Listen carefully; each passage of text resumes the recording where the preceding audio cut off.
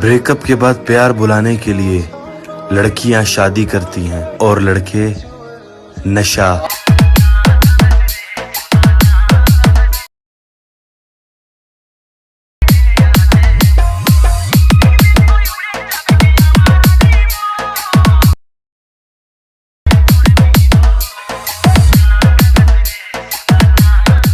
एक ही चीज कहूंगा कि अगर ये वीडियो आपको जरा सी भी अच्छी लगे तो प्लीज यार इस वीडियो को लाइक करना, और जिन लोगों ने पहले से सब्सक्राइब कर रखा है उनको दिल से सलाम, और जिन्होंने सब्सक्राइब नहीं किया है वो प्लीज चैनल को सब्सक्राइब कर लेना।